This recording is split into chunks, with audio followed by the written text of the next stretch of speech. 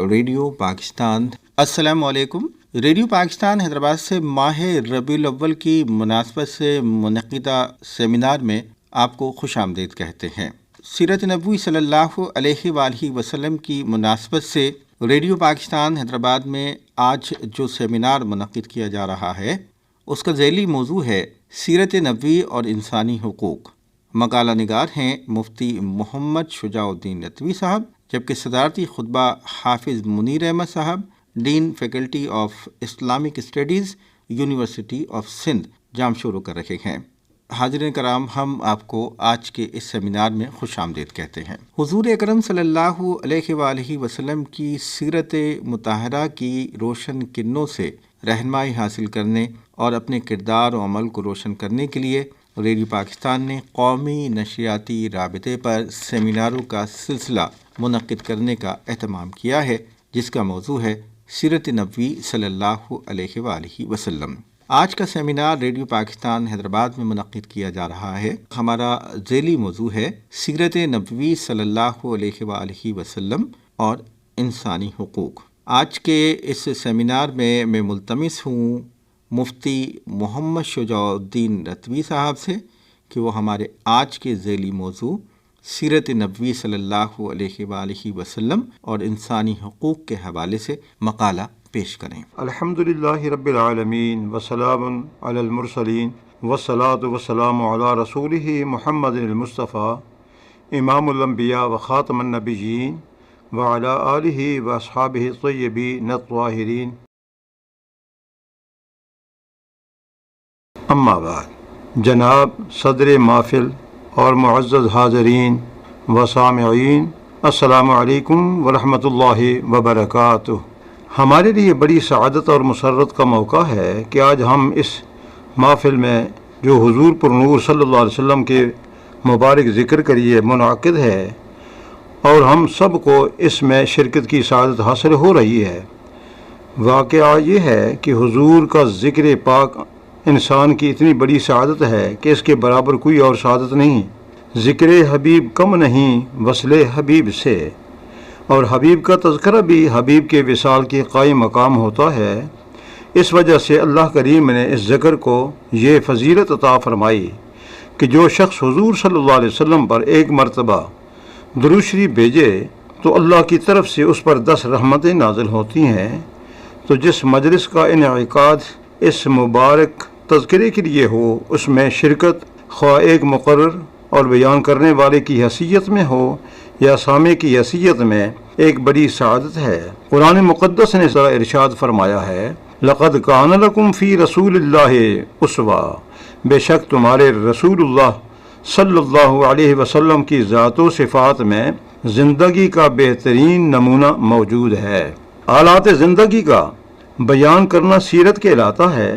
خیال رہے ہر نبی کسی خاص علاقے یا خاص قوم اور قبیلے کی تربیت کے لیے آیا، لیکن ہمارے آقا حضرت محمد مصطفیٰ صلی اللہ علیہ وسلم عرب و عجم، شرق و غرب، شمال و جنوب، جن و انس، بلکہ پوری کائنات کے لیے رہبر و رہنما بن کر تشریف لائے۔ رب کائنات نے فرمایا، وما ارسلناک الا کافۃ للناس بشیرا ونذیرا، اور اے محبوب صلی اللہ علیہ وسلم، ہم نے آپ کو نہیں بھیجا مگر تمام انسانوں کو خوشخبری دینے اور ڈر سنانے والا بنا کر بھیجا ہے۔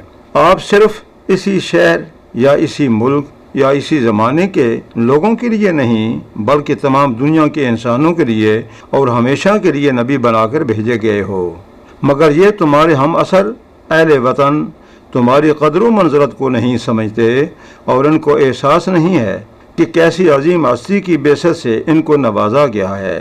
یہ بات کہ نبی کریم صلی اللہ علیہ وسلم صرف اپنے ملک یا اپنے زمانے کے لیے نہیں، بلکہ قیامت تک پورے نوع انسانی کے لیے مبعوث فرمائے گئے ہیں۔ ایک اور مقام پر ارشاد ہے، وما ارسلناک الا رحمۃ للعالمین، اور ہم نے آپ کو نہیں بھیجا مگر سارے جہانوں کے لیے رحمت بنا کر۔ حضور صلی اللہ علیہ وسلم کی بعثت دراصل نوع انسانی کے لیے اللہ تعالیٰ کی رحمت اور مہربانی ہے، کیونکہ آپ نے آ کر غفلت میں پڑی ہوئی دنیا کو چونکایا ہے اور اسے وہ علم دیا ہے جو حق اور باطل کا فرق واضح کرتا ہے اور اس کو بالکل غیر مشتبہ طریقے سے بتا دیا ہے کہ اس کے لیے تباہی کی راہ کون سی ہے اور سلامتی کی راہ کون سی۔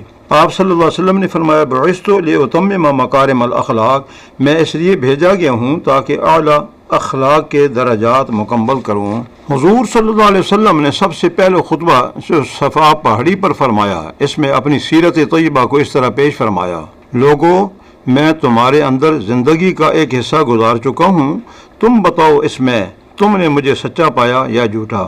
یہ سیرت طیبہ کا اتنا صاف اجلا اور نکھرا ہوا پہلو ہے کہ اہل مکہ کو بیک زبان کہنا پڑا، اے محمد صلی اللہ علیہ وسلم، ہم نے تجھے ہمیشہ سچا پایا۔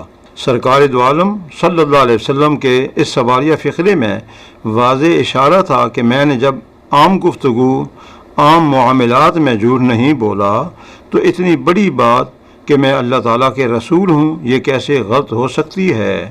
حضرت انس رضی اللہ تعالی عنہ رسول اللہ صلی اللہ علیہ وسلم کے خادم خاص ہیں، مدتوں تک خدمت کی ہے۔ وہ فرماتے ہیں کہ قسم ہے اس ذات حق کی جس نے حضور صلی اللہ علیہ وسلم کو نبی بنا کر بھیجا کہ جب کبھی مجھ سے کوئی کام آپ صلی اللہ علیہ وسلم کی مرضی کے خلاف ہوا تو کبھی آپ صلی اللہ علیہ وسلم نے مجھ سے یہ نہیں فرمایا کہ تم نے ایسے کیوں کیا۔ جب کبھی ازواج مطہرات رضی اللہ عنہما سے کسی نے مجھے ملامت بھی کی تو آپ صلی اللہ علیہ وسلم نے فرمایا کہ اس کو چھوڑ دو، جو کچھ ہوا تقدیر الہی سے ہوا۔ اس کا یہ مطلب نہیں کہ کام خراب کرنے والا خادم مستحق ملامت نہیں، بلکہ مراد یہ ہے کہ آقا صلی اللہ علیہ وسلم کا کمال اخلاق اس میں ہے کہ باوجود مستحق ملامت ہونے کے اس سے درگزر کرے، اور تقدیر الہی کا حوالہ اس لیے دیا کہ اس پر غور کرنے سے آدمی کو صبر آ جاتا ہے اور غصہ کم ہو جاتا ہے۔ آپ جب کسی صحابی سے ملتے تو خود مصافحہ کی ابتدا فرماتے تھے، پھر ہاتھ میں ہاتھ اس وقت تک رکھتے جب تک وہ خود ارادہ نہ ہو جائے۔ جس شخص سے مصافحہ کیا جائے اس کو بشرط طاقت و فرصت اسی سنت کا اتباع کرنا چاہیے، لیکن مصافحہ کرنے والوں کے ادب اور تہذیب کی بات یہ ہے کہ حالت اور موقع کو دیکھے۔ جس وقت کوئی شخص کام میں مشغول یا بیمار و ضعیف ہو تو اس وقت اس کو مصافحہ پر مجبور کر کے تشویش و تکلیف میں نہ ڈالے۔ اسلام وہ دین و مذہب ہے جس کی ہدایات تمام دنیا والوں کے لیے سراسر رحمت ہیں۔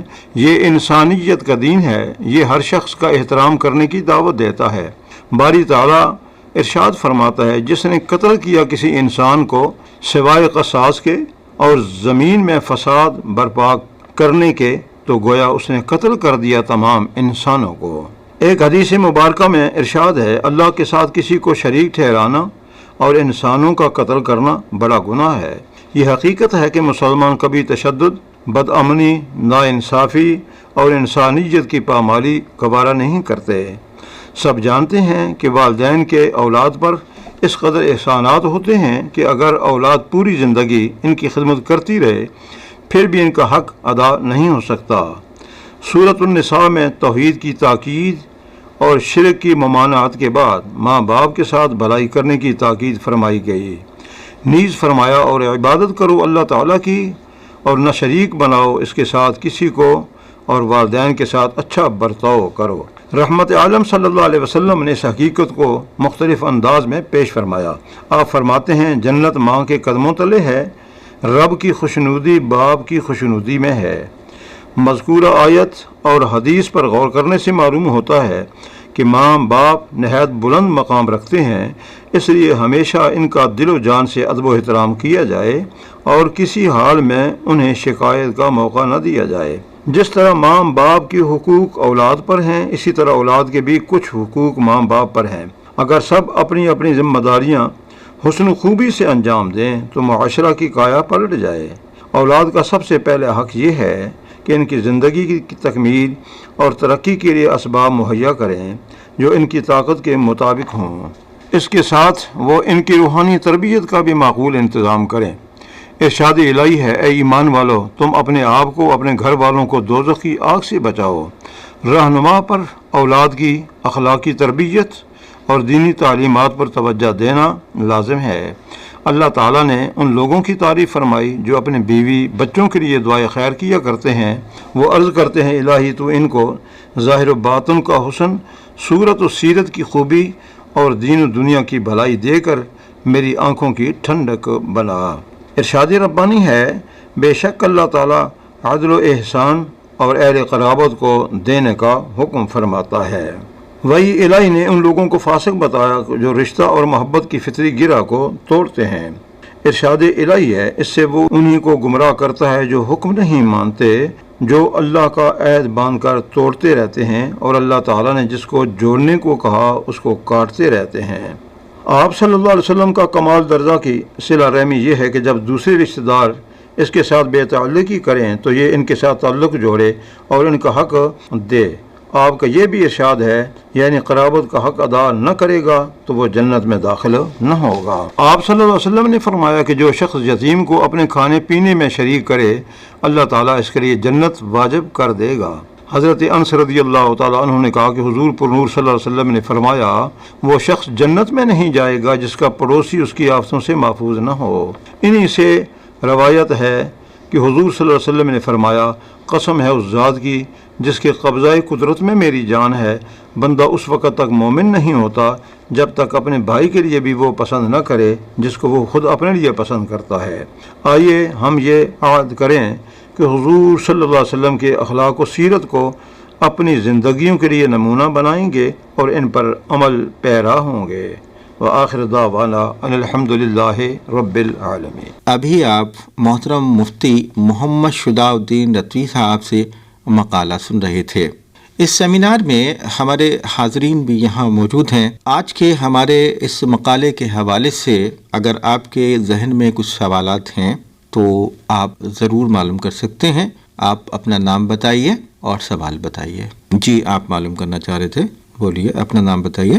السلام علیکم، میں ہوں عبدالسمیع، ماس کمیونیکیشن کا اسٹوڈنٹ۔ مفتی صاحب، آپ سے سوال ہے کہ قرآن و حدیث کی روشنی میں ختم نبوت کا مفہوم واضح فرمائیں۔ ماشاء اللہ، آپ نے بہت عمدہ سوال کیا ہے۔ ختم نبوت کا مطلب یہ ہے کہ نبوت کا وہ سلسلہ جو حضرت آدم علیہ السلام سے شروع ہوا تھا وہ حضور پر نور صلی اللہ علیہ وسلم پر ختم ہو گیا۔ عقیدہ ختم نبوت اسلام کے عقائد میں اس قدر اہمیت رکھتا ہے کہ اس پر ایمان لائے بغیر کوئی دائرۂ اسلام میں داخل نہیں ہو سکتا۔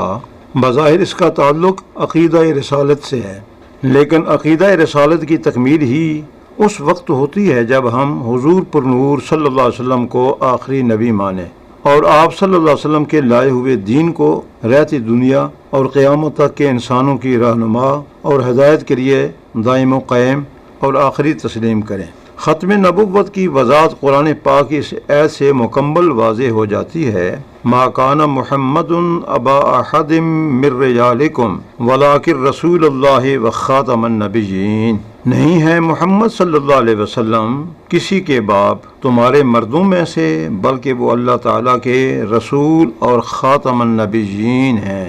خود حضور پر نور صلی اللہ علیہ وسلم نے اپنے آخری نبی ہونے کی تصدیق اس طرح فرمائی، انا خاتم النبیین ولا نبی بعدی، میں آخری نبی ہوں اور میرے بعد کوئی نبی نہیں۔ اور ایک حدیث میں ارشاد ہے، رسالت اور نبوت کا سلسلہ ختم ہو گیا، میرے بعد اب نہ کوئی رسول ہے نہ نبی۔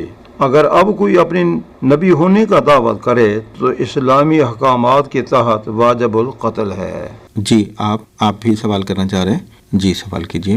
السلام علیکم، میرا نام ثنا خان ہے اور میں لائبریری سائنس کی اسٹوڈنٹ ہوں۔ مفتی صاحب، میرا آپ سے سوال ہے کہ نبی کریم صلی اللہ علیہ وآلہ وسلم کی اطاعت کیوں ضروری ہے؟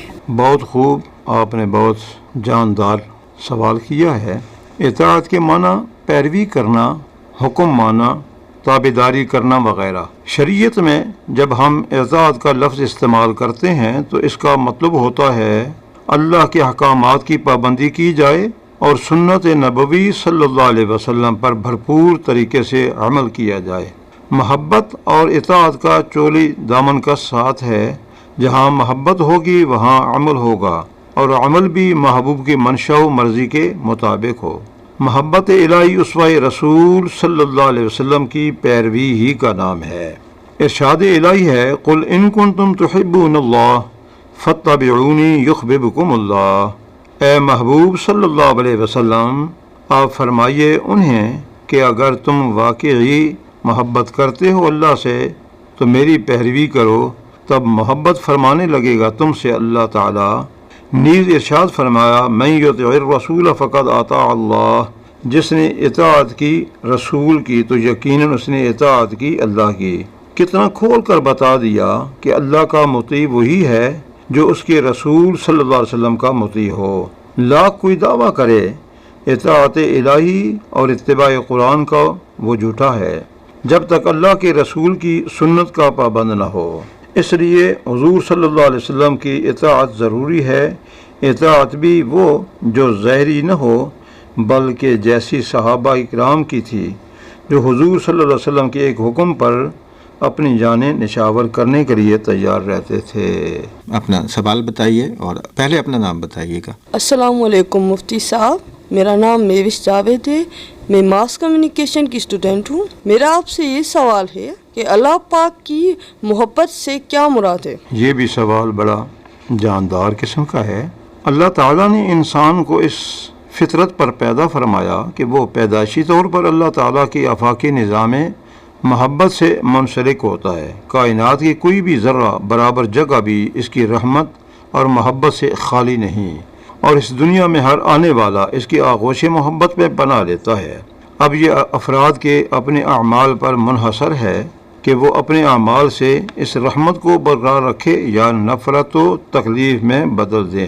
دنیا میں جتنے بھی مذاہب پائے جاتے ہیں اس میں کسی نہ کسی طور پر محبت کا درس ملتا ہے، بلکہ اگر کسی مذہب میں محبت کے عنوان کو نکال لیا جائے تو اس مذہب میں کچھ باقی نہیں رہتا۔ محبت کے معنی ہیں قلبی تعلق اور میلان کے ہیں۔ اللہ تعالیٰ قرآن مجید میں ارشاد فرماتا ہے والذین آمنوا اشد حبا للہ، اور جو ایمان لائے ہیں وہ سب سے زیادہ محبت کرتے ہیں اللہ سے۔ نیز ارشاد الہی ہے یا ایھا الناس اعبدوا ربکم الذی خلقکم، اے لوگو عبادت کرو اپنے رب کی جس نے پیدا فرمایا تمہیں۔ اللہ تعالیٰ کی محبت کا تقاضا یہی ہے کہ ہم بھی اس سے محبت کریں، اور محبت کا تقاضا یہ ہے کہ اس کی نافرمانی نہ کریں۔